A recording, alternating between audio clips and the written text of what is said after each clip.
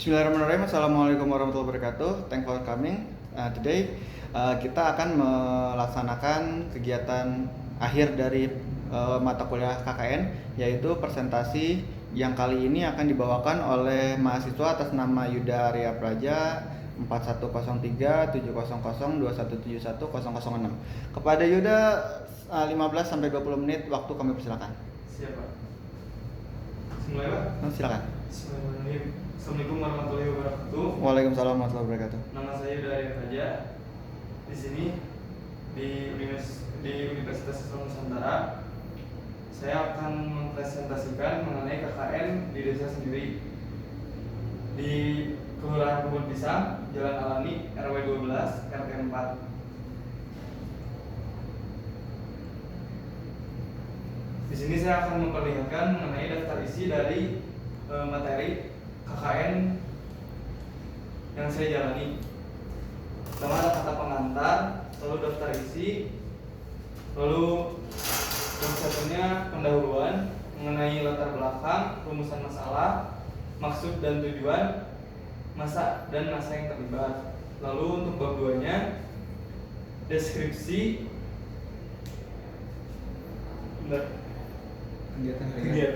kegiatan harian. Yang pertama ada kegiatan yang dilakukan, lalu waktu kegiatannya, dan yang terakhir ada Hasil kegiatan. Bab 3 penutupnya, ada kesimpulan dan juga saran. Lalu di sini ada daftar tabel. Ini daftar tabel yang saya buat dalam beberapa isi tabel yang ada di proposal skripsinya. Bukan proposal apa? Laporan skripsi. Lalu ada daftar gambarnya. Di sini juga ada beberapa daftar gambar. Segini aja ya? Yang ada di laporan mengenai KKN yang saya buat. Lalu untuk kegiatan yang dilakukan, yang pertama program pendataan penduduk di sekitar terkait upaya untuk melakukan pencegahan COVID-19. Ini ada beberapa yang harus ada ya Pak, harus ada di laporan KKN. Yang pertama ada pendataan jumlah penduduk menurut usia. Lalu ada pendataan jumlah penduduk berdasarkan pendidikan, pendataan jumlah penduduk berdasarkan pekerjaan, pendataan jumlah penduduk luar wilayah yang masuk, pendataan jumlah penduduk dalam wilayah yang keluar, pendataan jumlah penduduk yang mengalami gejala COVID-19, pendataan jumlah penduduk mengalami positif COVID-19, pendataan ekonomi penduduk akibat adanya pandemi COVID-19, pendataan jumlah penduduk yang kurang mampu di masa pandemi, pendataan jumlah penduduk yang memiliki potensi sebagai pedagang, wira swasta, dan buruh di masa pandemi. Lalu ada program yang saya buat untuk program tambahan yang saya buat untuk KKN yang saya jalani, seperti program pengecekan suhu tubuh di masa pandemi COVID-19 untuk meminimalisir orang yang dalam kondisi sakit agar tidak keluar rumah, pengecekan terhadap masyarakat yang lalu lalang melewati RT 4. Lalu untuk menghimbau masyarakat yang bersuhu tinggi untuk tetap di rumah saja hingga kondisinya membaik agar tidak menular, takutnya seseorang itu memiliki riwayat COVID-19. Terus memberikan edukasi secara langsung kepada masyarakat yang belum mengerti akan pandemi COVID. Soalnya banyak juga masyarakat yang masih belum paham sama gejala COVID. Terus banyak juga masyarakat yang masih tidak terlalu peduli akan adanya hal ini gitu.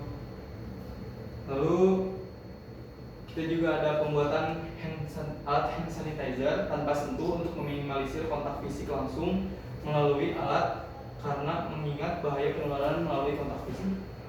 Jadi dibuatnya alat ini agar untuk tidak meminimalisir orang biar nggak bersentuhan langsung sama si alat hand sanitizer-nya.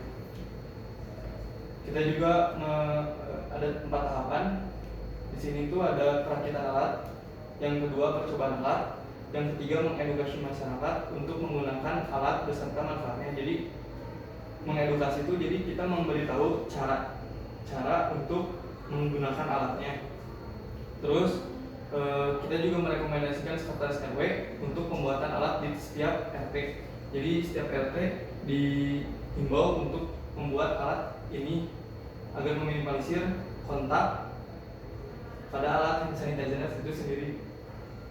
Lalu kita juga ada penyemprotan disinfektan pada tempat yang sering dilewati masyarakat untuk membunuh bakteri maupun virus berbahaya di lingkungan RT 4. Pembuatan cairan disinfektan dengan campuran bahan yang ada di salah satu supermarket maupun toko kimia. Jadi yang kita buat tuh ada menggunakan sabun cair. Terus yang kedua juga kita pakai spiritus. Terus menggunakan juga Denso juga. Itu dibuat di dalam beberapa bahan dicampurkan untuk membuat suatu sampel cairan disinfektan.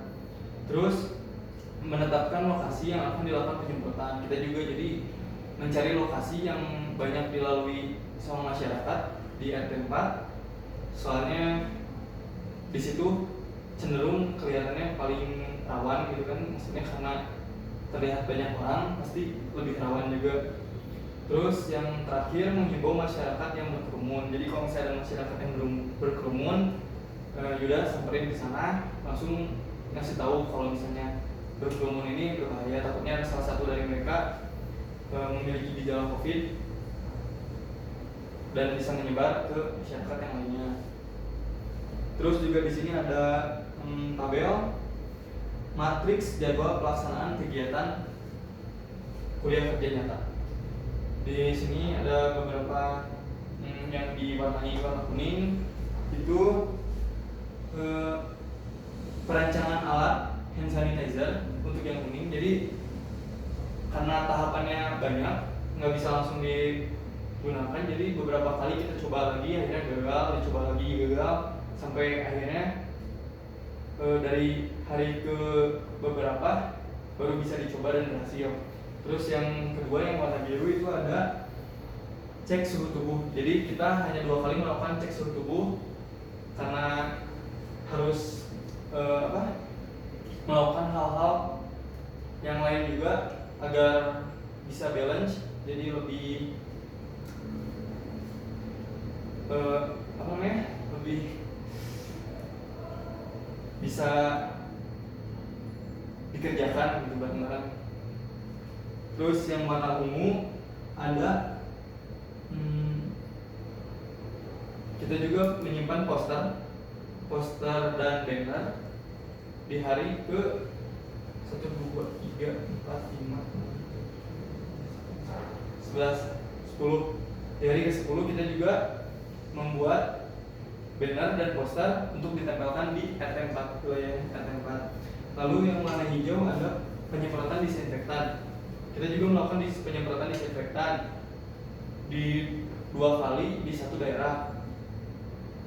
Yang sudah disebutkan tadi fungsinya untuk meminimalisir virus masuk dan bakteri-bakteri yang berbahaya di lingkungan RT 4. Terus yang terakhir yang berwarna merah, pendataan masyarakat. Jadi kita tuh ada 3 kali melakukan pendataan masyarakat. Yang pertama tidak bisa terlalu komplit soalnya waktu itu RT-nya datanya masih kurang. Terus yang kedua juga sempat ke rumah warga untuk mengisi beberapa data yang kurang. Dan yang terakhir menyimpulkan semuanya direkap untuk memenuhi data dari pendataan yang dilakukan. Terus ini ada poster dan banner. Jadi gambar poster dan banner mengenai bahaya dan edukasi pencegahan penularan COVID-19. Yang ini itu adalah posternya dan yang bawahnya ini banner. Kebalik, bentar. Yang ini banner, yang ini poster. Disimpan di wilayah RT 4. Lalu ini juga ada kegiatan pemberian masker. Saya melakukan pemberian masker kepada beberapa pedagang, terus beberapa juga orang yang lewat. Lalu ini pada saat proses pembuatan alat hand sanitizer tanpa sentuh. Jadi ada beberapa juga alat yang yang membuat kita telat untuk hambatan karena kurangnya fasilitas alat juga.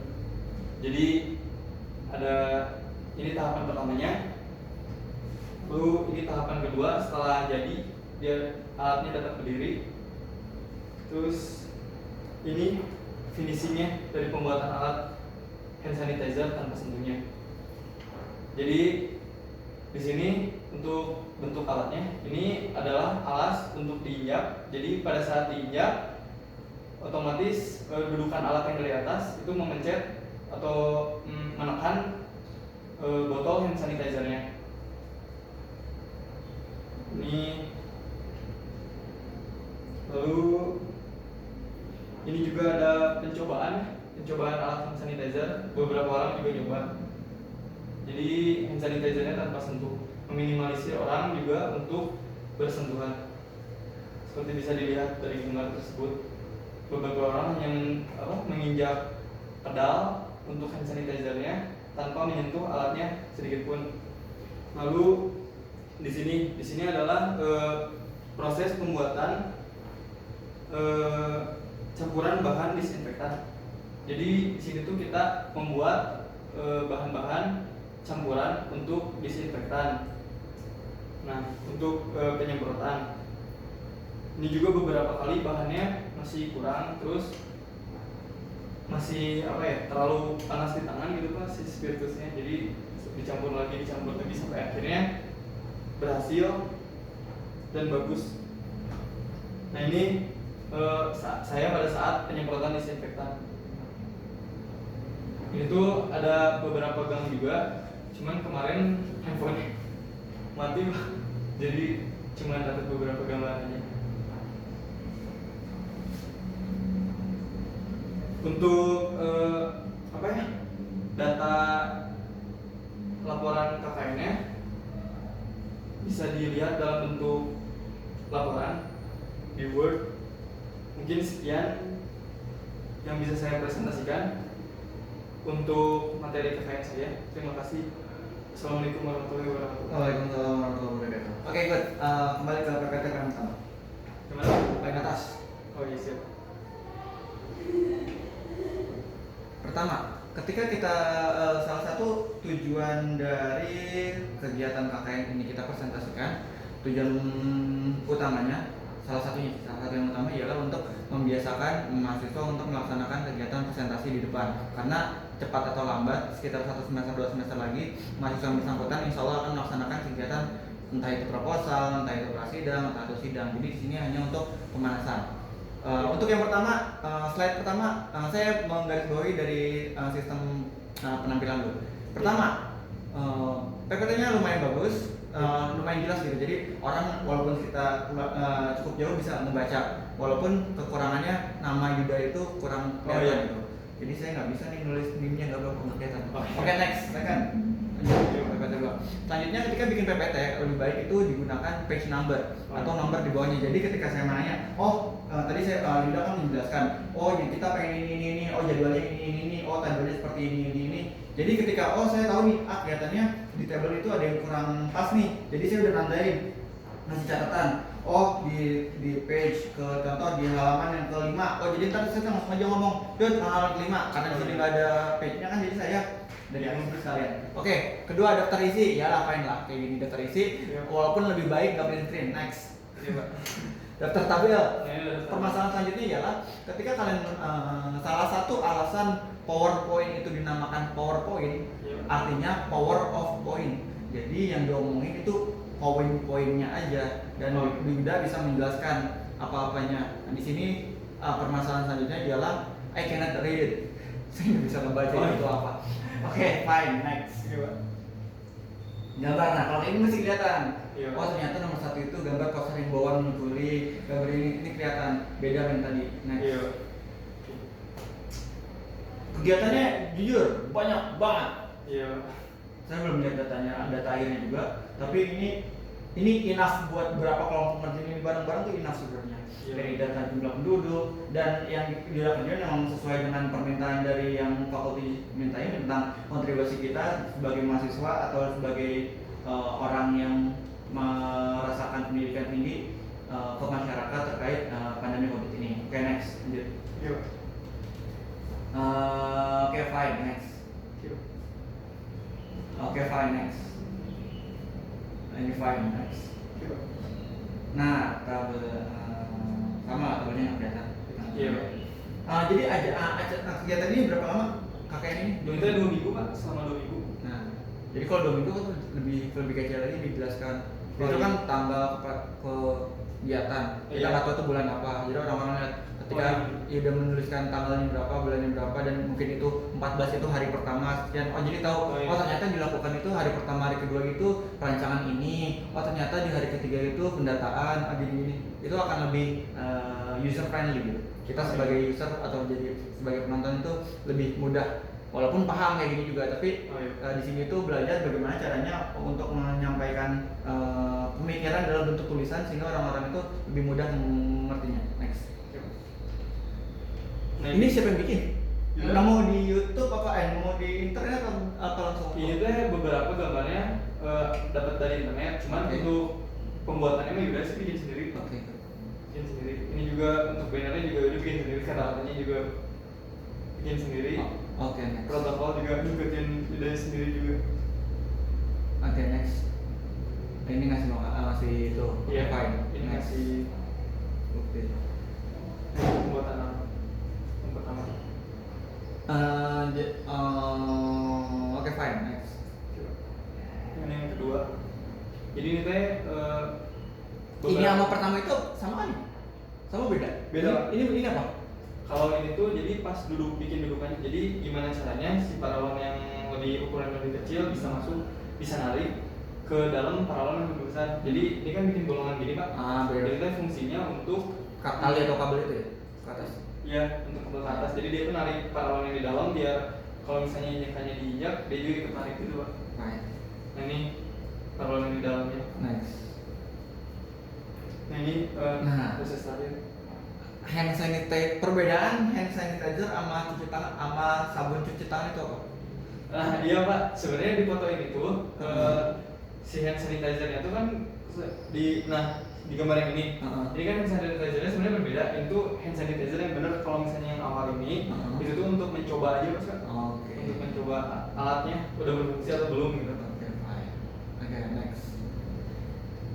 Nah itu ketinggian ya, dia nggak nyampe. Iya. Neneknya tuh, Iya Pak. Ketinggian soalnya alasannya kemarin kan awalnya ngukurnya tinggi badan Yuda gitu. Jadi oke. salahnya itu sih Pak. default standarnya. Oke, fine. Next. Nah ini proses Nah tadi Yuda bilang disinfektannya bagus, parameter bagusnya itu apa? Jadi kalau disinfektan bagus, ciri-cirinya tuh kalau misalnya si itunya tuh tidak berbusa Pak. Tidak bisa. Jadi kalau misalnya dicampur, dia tuh nggak berbusa yang pertama. Soalnya kalau berbusa kan begitu disemprot, jadi kayak gimana ya, nempel gitu loh si busanya. Nah itu jadi gimana caranya bikin si disinfektan tuh kalau misalnya dia tuh pertama nyerap, terus yang kedua tuh apa ya, cepat hilang gitu Pak. Oke, fine. Jadi pas disemprotin dia langsung cepat hilang, nggak basah gitu, nggak lama. Dan lain kali ketika bikin foto ini nggak di toilet juga sih. Backgroundnya itu kayak kurang kece ketika membuat laporan dengan ada lubang jamur. Oke, fine. Next. Coba apa buat pelajaran. Iya, Udah ini fine. Bukti kegiatan. Oke, tepat. Jadi di sana itu nginep. Ini sebenarnya di rumah nenek sih Pak. Oh, nenek. Di rumah nenek.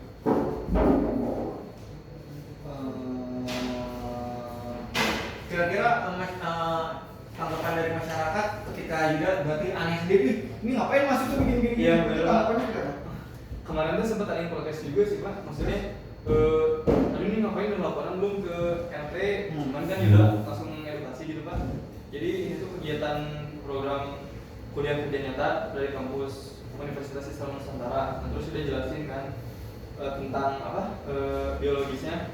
Jadi kenapa gitu Yuda bikin kegiatan ini, terus melakukan kegiatan ini tuh fungsinya untuk apa? Sama Yuda dijelasin, terus edukasi juga masyarakat yang belum tahu. Apalagi kan kemarin juga sempat negur orang yang berkerumun tuh Pak.